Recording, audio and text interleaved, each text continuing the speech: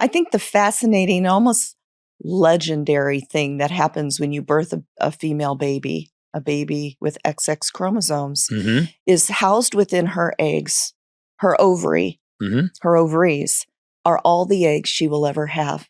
More than 2 Still million. fascinates Isn't me. that fascinating? That is still fascinating. So the legacy of your entire family exists within the ovaries of these baby girls that we have, right? Mm-hmm.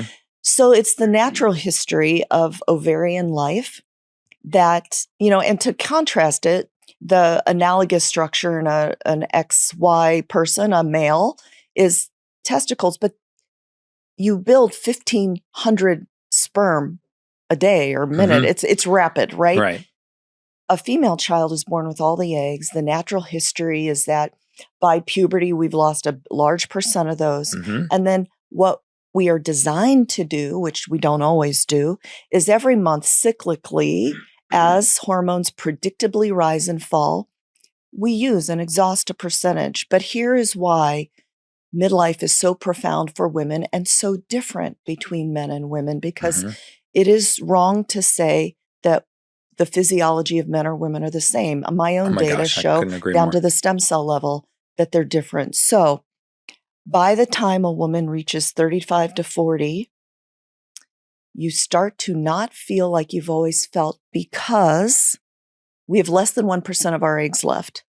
Wow. Estrogen, by and large, a very tiny percent is made in the adrenals, but most of a woman's estrogen is made in the follicle or the eggshell of an egg.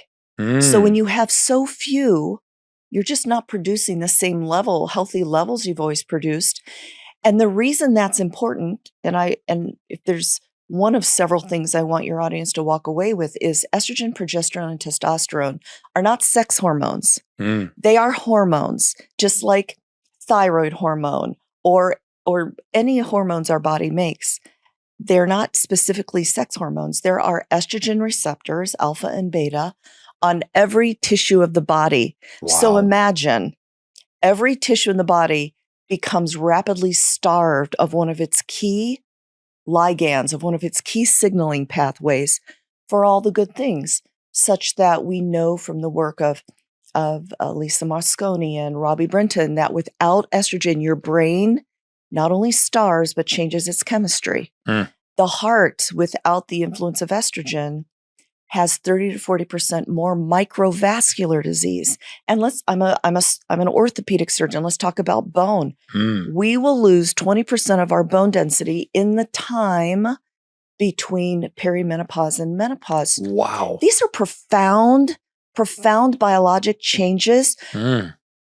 So we started this conversation talking about frozen shoulder. Why do people walk in so inflamed? Why are women so inflamed in midlife? It's because estrogen is a profound anti-inflammatory.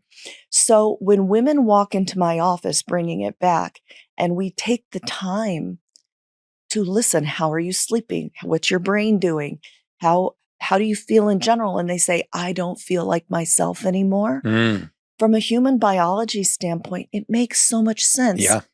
If every tissue in your body is affected, it makes sense that we should be having longer conversations about the restoration of the most natural way of living, which is with estrogen. It's not a byproduct. It's not something we should suffer through. If we're truly interested, Gary, in preventive health for women, we must talk about estrogen, and we must talk about it earlier, because my generation of women, I'm a Generation Xer, baby boomers have lost out because of this study. Xers are not sitting down. We are going to change the future so that millennials and my 17-year-old daughter, my 18-year-old daughter, will never starve our brains.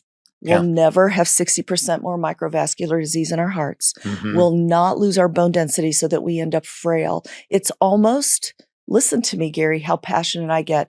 It is a war cry, a mantra to me that I am going to save the health of the women coming after me. And it's so astounding, because I think it starts a lot earlier than, oh yes, now that I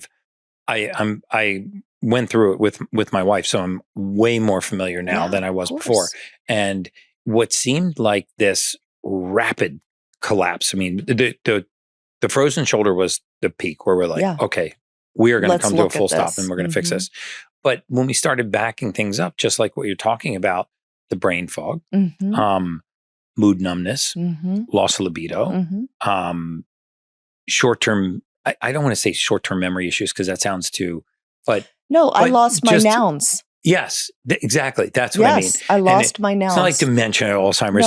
It's just like fumbling a little bit, like the words that, she would say. It's just right on the top. It's right here. It's right here and I can't get it out.